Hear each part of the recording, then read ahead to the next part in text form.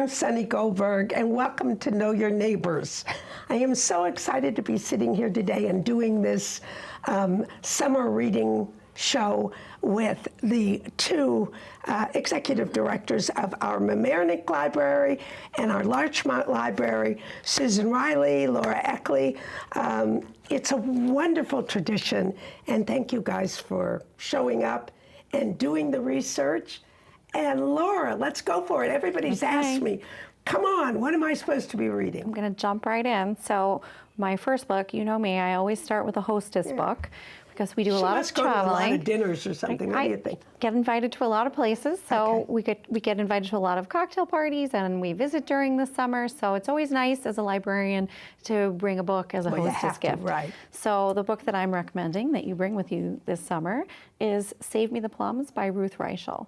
Many of you have probably heard of Ruth Reichel. Yeah. She was the editor-in-chief of Gourmet magazine, and the New York Times. Exactly. Right. She has written numerous memoirs with recipes in them throughout her career. She's a wonderful, wonderful writer.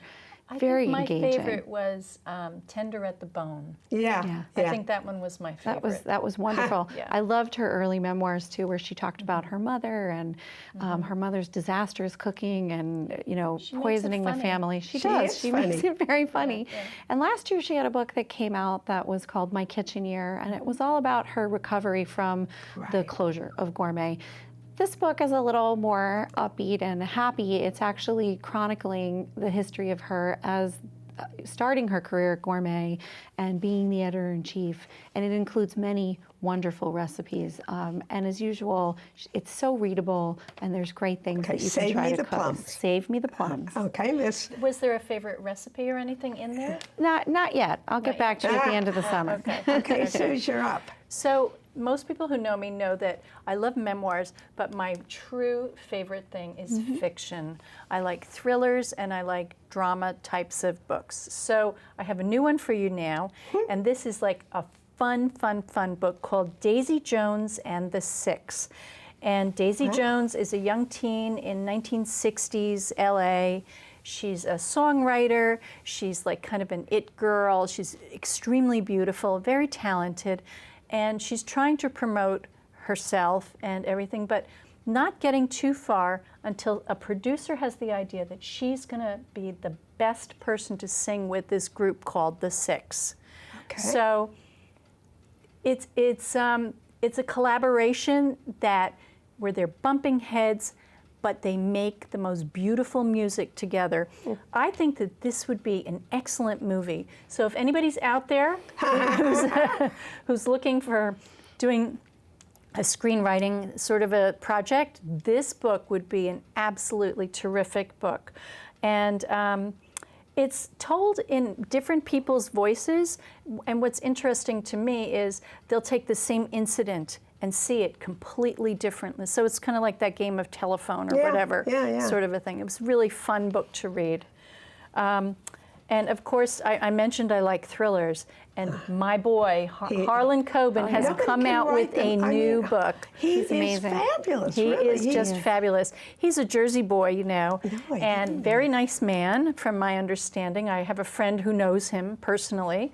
And this book starts out. These things up? Well, I'll tell you, this book starts out with every parent's nightmare. A fairly well-off man named Simon, living in New York City, is actually strolling through Central Park, and he sits down at Strawberry Fields, and he notices this really terrible girl singing, strumming her guitar, singing poorly, and he realizes this is his daughter.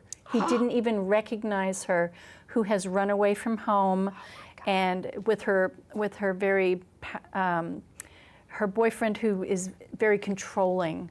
And so he runs after them and attacks the boyfriend who's trying to get in the way, and then he gets all mired in legal complications because he's now attacked this guy. Interesting. So his wife keeps telling him, she doesn't want to be contacted. Leave her. She's an adult. She's 18 or whatever, and leave her. Let her find her way back to us. But as a parent, he cannot do that. He cannot let go of her. And so this is his story of trying to get his daughter back. So. Wow. And I would say if you're going to read a Harlan Coben book, do it while you're on vacation, That's because you're going to true. be up all night finishing it. Absolutely. Exactly And you don't want to right. go You can't to work. stop. You're absolutely There's a word they say, it's unputdownable. Right. That's right. Exactly. This I is an agree. unputdownable book. And we have another crime, right? Okay, so what I have to talk about are actually some true crime books. True crimes. Now, a lot of people, when we talk about beach reads, they think of romance, you know, these sort of the books that we indulge in the summer when we want to read something that's easy and breezy. For me, the perfect beach read is true crime. I've been a true crime fan since I read In Cold Blood by Truman Capote. Right. I read it in high school. I was hooked. But true crime is having a moment right now. I believe that it was brought about by the TV show, first the podcast, and then the TV show Serial. Right. So it's really become, it's really elevated this genre to a different Serial, level. there was results from Serial. Yes, I mean, there were. So my first book, where there was results from, is called I'll Be Gone in the Dark by Michelle McNamara. So Michelle McNamara was a true crime blogger. She had a blog called The True Crime Diary, and she helped coin the term the Golden State Killer as she cataloged the unsolved rapes, murders, and burglaries of someone in the entire state of California that took place from the mid-'70s to the mid-'80s. And at the end of the '80s, these crimes just stopped, and no one really knew why. They assumed perhaps that the perpetrator had passed away. She really helped to shine a light on the fact that all of these rapes, murders, and burglaries were very likely connected. And remember, this is a different time. This is the '70s and the '80s. This is really kind of the beginning of computing and tracking and databases. So as she's working on this book and coming to the end of her research and putting all this information together, she tragically dies accidentally. It's an accidental death. And her husband, Patton Oswalt, who is a TV star, hires a writer to finish the book for her, and it's published. And just as the book is published, the crime is solved by DNA evidence. Finally, they're able to put some of the database from these crimes up on a website, and they find a match to a relative, and they're able to narrow it down. And this horrific rapist and murderer has now been, or suspected rapist and alleged rapist and murderer has been arrested and is. how sad that she didn't get to. It's very sad, but at the same time, the fact that the book is published, that her efforts and research really helped to shine a light on this and inspired, I believe, the DA to really, move forward with trying to solve this crime I'll through Be DNA. Gone in the Dark. I'll Be Gone in the Dark by Michelle McNamara. So the second book in this genre it's the best title ever, Stay Sexy and Don't Get Murdered by Karen Kilgariff and Georgia Hardstark. So these two women have a podcast called My Favorite Murder, which comes out once a week, and they talk about a true crime murder or a hometown murder, and they talk about it in great detail. Different than Serial, which focused on one crime for many weeks. These are different crimes every week. That have been unsolved, that are unsolved? Some of them are solved, some of them are unsolved. And if you don't listen to podcasts, this is a fabulous podcast. But I also just want to take a moment and say that LMC-TV now has podcasts. Yeah. So if you're interested in starting to listen to podcasts, you can check out LMC-TV's podcast. It is the new go-to. So many people are doing podcasts. The New York Times has a political one that is terrific.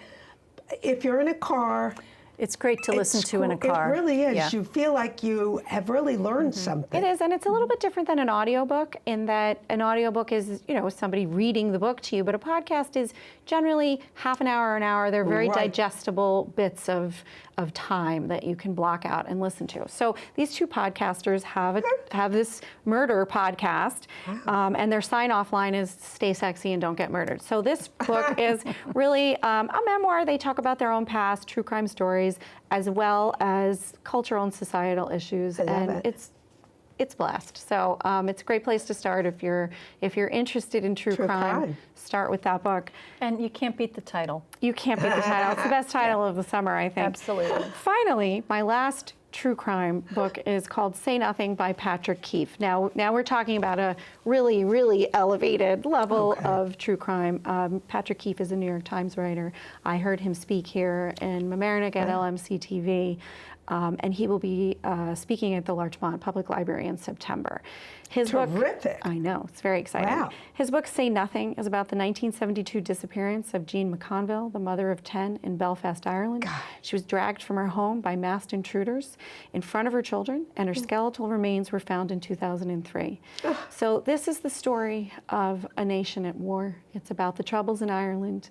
And it's not just the story of Jean McConville's disappearance, what ultimately turned out to be a murder. It's also about how Northern Ireland ended up being in that position, and how really this was guerrilla warfare in Ireland, and how people in the IRA were, they really thought that they were doing a very noble thing, and they were going to hurt people and bomb places and starve themselves to death for their freedom. And when the peace came, it was short of what they had believed they were fighting for, and many of them were left with a great deal of trauma in having to deal with what they had done for what they thought would be true freedom and peace. So it's really that whole story. It's an amazing thing, because I saw Ferryman on Broadway. That time, that's the one play I would really love to see. That whole time is because it's such back and forth between doing the right thing and somebody knowing that it's for freedom, but it's not the right thing, and exactly. It's a real angst kind of a position. And the author really deals with this topic very fairly and evenly, and just kind of lays it all out without taking either side, just saying this is what happened. What's amazing about this book, and I don't want to tell too much about it, but in conducting his research, he solves her murder. Wow. And so that's a whole component of the book, is that he comes through research to truly believe that he has identified her murder and ultimately names the person in the book. It's a great read. This is another one, you will not put it down. And if you read it over the summer, you can come and meet him and hear him talk about it in September at the library. And you have a couple of science fiction, sci-fis? Well, I wouldn't say science fiction because I'm not a big science fiction fan overall, but I do have two books that are a little bit set in the future. Future fiction. Not only is it set in the future, it's actually, the first one is being published in August. So you're going to have to hold your breath for this one, or reserve it soon anyway. The Warehouse is a new book by Rob Hart. It's due out in August, but it's kind of the book where Big Brother meets Big Business. So picture Amazon taken to the nth degree, okay? Yeah. But give it a different name. Call it the Cloud, okay? Yikes. Okay. So in this near future, it is not really safe to be outside anymore. There's been sort of an economic and environmental collapse of the United States. I think we can all see this sort of thing coming along. And people really are very frightened to be outside of their houses. So the Cloud, you can order anything, and it's delivered by drones within hours. Oh, right. Okay. Wow. So there are two people who focus in this book. Paxton is a young man who had worked in a prison, and he gets on the bus to get an interview to try and work at the Cloud in one of their live-work facilities, which is like a dorm, and you don't even get paid, you get credits. Okay? Okay. So and he's one character, and also on the bus is a beautiful young woman named Zinnia, who she's going to be one of these runners. She runs and picks things off the shelf, right, and puts it on, and everything is timed, and you have motion detection things on your arms and everything. Your life is very controlled by the Cloud, okay? But what nobody knows is that Zinnia is actually trying to infiltrate the Cloud. Okay. So it's a really gripping novel. I loaned my copy out to a friend. She hasn't gotten back to me yet with it, but she said to me, "Oh my God, I can't stop turning the pages." And the next book I know is The Farm, because you is called The Farm. And we got to do this quickly, kids. We're almost. Yes, I'm sorry. Right. Yes, we've all read The Farm. We all read that. The Farm is fabulous, and in fact, I believe she was featured. The author Joanne Ramos was featured recently in a big publication. This book deals with a Filipino young woman with a 6-month-old baby who loses her job. She's here illegally, and so she does not know what to do. And so she is recruited to be a surrogate mother to carry a baby. And she's sent to a facility called Golden Oaks, which is based on Bedford, New York. Wow. And there she meets other women who are also hosts. Okay, so you've got all kinds of things going on there about immigration and surrogacy laws, the ethics of all of this. Sounds a little like The Handmaid's Tale. It's very, very much like The Handmaid's Tale. Right. If you've enjoyed that, you'll love The Farm. Great. Okay, Laura, you've got a couple here. So I have 2 quick memoirs to talk about. The first one is called Inheritance by Dani Shapiro. Dani Shapiro is an author. This is a nonfiction book that she has written about her own experience. She did Ancestry.com and found out, you find out, this is not a spoiler, she immediately finds out that her father is not her father. Her parents are both deceased, and this is her story of trying to uncover what went on, and ultimately try to find her father and any possible siblings that she might have out there. I heard her speak about this book in Yonkers in the spring, and she's just a wonderful author. There's been a lot of write-ups about There have been, and she is also coming to speak at the Larchmont Library in September. And we are having 2 programs prior to her coming. One of them is a how to do ancestry research program, and the other one is we're having a DNA specialist from Sarah Lawrence College come to talk about DNA. It is exciting. It's a little cluster of programs. Have you done a DNA test I yourself? have done it. I've done it. My daughter's done it. My mother and my daughter's father. So we are really getting a full picture of our family I've DNA done it, profile. and my mother's done it. And my results were very expected. Oh, okay. So. Mine were expected. My daughters were a big surprise to everybody. It was really very interesting. That is interesting. All right. And then the other book that is also, it kind of defies description. It's classified as a cookbook, but I really read it as a memoir. It's called Savage Feast by Boris Fishman. So there's lots of cooking-related stories and recipes in it, but it's truly a memoir and an immigration story. The author was born in Soviet Russia in the 70s. He lived in Minsk, and he emigrated here with his family in the 80s. And this whole book talks about the food that they ate in Russia, what they ate, and how they continued to, live use those recipes to tie them to their home here when they moved here and lived in Brooklyn.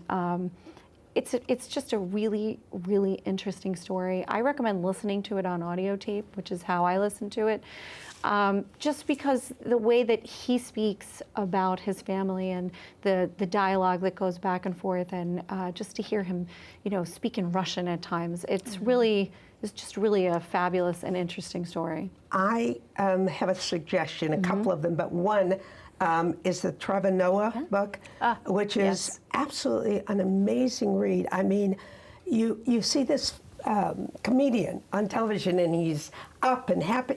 His childhood in South Africa was pathetic. It was devastating. He had a white father and a black mother, and they were called colored. And you had to live in a special, and you couldn't go. He couldn't go out of his house. It really is an amazing look at how difficult things were in apartheid.